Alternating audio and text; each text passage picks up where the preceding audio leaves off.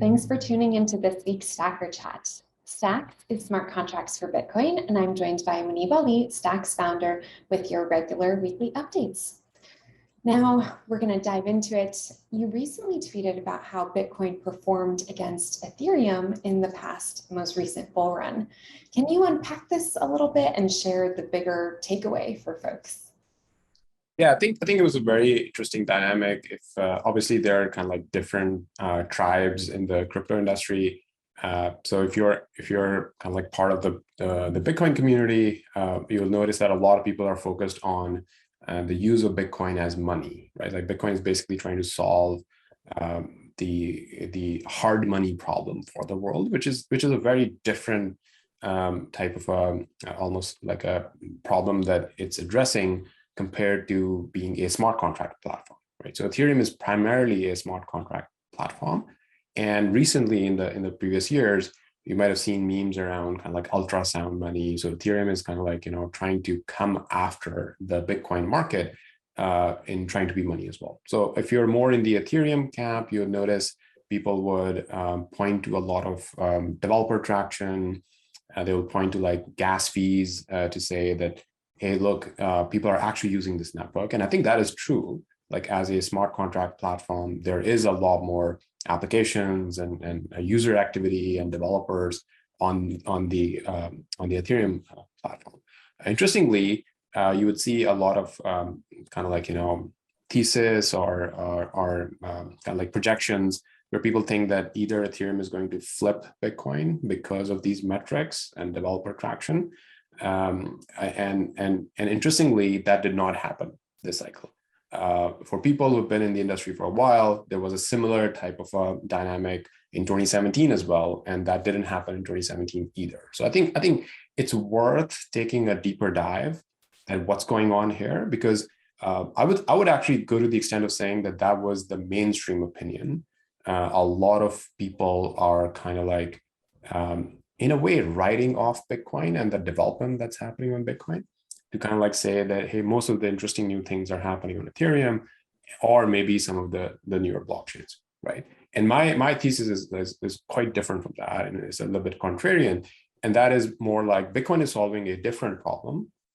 It is trying to be hard money, and Bitcoin is actually winning at that, right? And then there is a different market, like it's almost like a market for computation, right? Like smart contract platforms. You can think of that as like a cloud computing, like a next generation cloud type of market. It's a very different market. It's about decentralized, trustless computations and the smart contract. And interestingly, Ethereum is actually losing market share to the newer smart contract platforms. Like if you, for example, had a basket of Solana, Avalanche, Near, or Stacks, or other types of newer smart contract platforms, you can take a look at any metric. It could be market cap, it could be users, transactions, developers. Collectively, this basket of newer platforms are actually gaining market share, relative market share on Ethereum. And Ethereum is not getting any closer to winning, being money compared to Bitcoin. Like I think Bitcoin is getting adopted by nation states, by public companies who can put it on their balance sheet. And in general, I think Bitcoin is kind of like winning in mainstream adoption, right? Like we saw how Bitcoin will be accepted at McDonald's and Walmart's through Lightning and so on. So there's a lot of progress of use as money. So that's how I think about it. That I actually think that there needs to be like a deeper dive on these different dynamics. That why is Bitcoin here to stay? Like it's been here for like decades, and if anything, Bitcoin dominance is holding up or increasing now, especially with the bear market. And then what's the opportunity of actually building smart contracts in the Bitcoin ecosystem? Because that I think is a very unique opportunity that obviously Sachs targets, and we, like the viewers of this channel, would be very familiar with that. All right, thank you so much. Now, there's been some conversation lately around the health and the number of miners on Stacks. Can you share your latest thinking on this and sort of how you're prioritizing it? Yeah, so I think it's great. First of all, it's great to see that discussion happening in the community.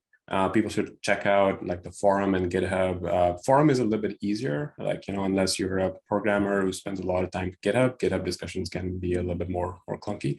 So people should go to like forum.stacks.org and check out the discussions there. I think Ryan has started a very interesting thread where he has a very interesting proposal, which is basically looking at, hey, can we actually separate kind of like the bidding process from the winning miner, right? So what if people can just bid using stacks, which is kind of like a higher bandwidth, low fee layer, right? And then use Bitcoin only for actual transfer of BTC. I think it's an interesting idea. There's something there. That's what I said in my comments as well. My first thought was that right now the verifiable random function, the VRF, which actually selects which miner gets selected, it's implemented on the Bitcoin side.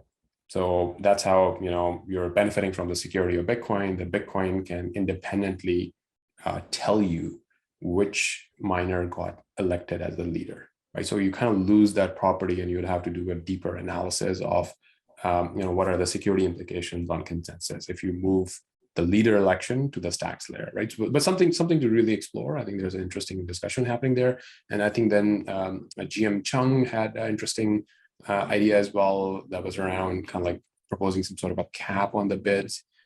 In my view, like there's some downside there because it can lead to a situation where because if you're putting a cap on the bid, and let's say a miner wants to bid a lot more, they would just start different addresses and start bidding from different addresses, right? So effectively what you're doing is that now that miner is paying much more in Bitcoin fees than the actual bid, right? So the net effect of something like that could be that the Bitcoin yield for a lot of stackers basically goes down. It takes a dip, right? So you might see more unique addresses on the Bitcoin chain, which might not actually be unique, right? It might be the same miner who's doing that, but the BTC yield could actually take a significant hit, right? So one of the, again, like I think these are interesting ideas. We should explore them. So one of the ideas that I've been working on, we call this like dust fee mining. It's kind of like a variation of this, putting a cap on the bid, but you're doing that only for 10% of the rewards, right? And the cap is actually very limited because you're letting these people mine just with dust fees, right? So what we're effectively saying is that the maximum kind of like negative impact on the Bitcoin yield can be 10%, right?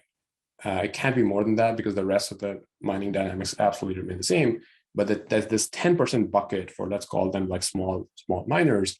You're actually basically saying just mine by doing Bitcoin fees and forget about kind of like sending any money to the stackers because that's what the dust fee mining means.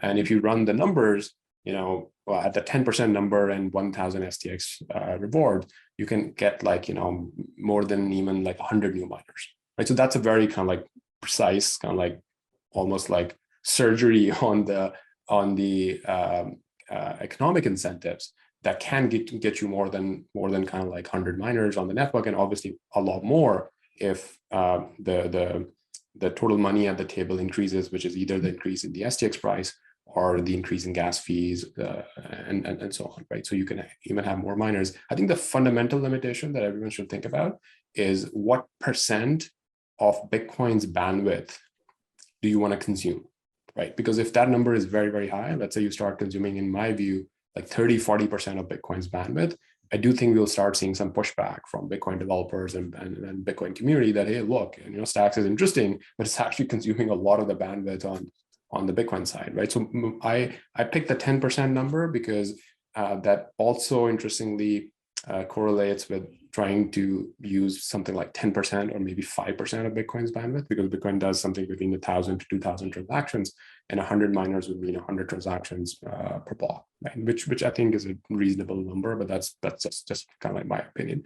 I think these are interesting ideas. These are technical topics, so you might not get all of the details in a video.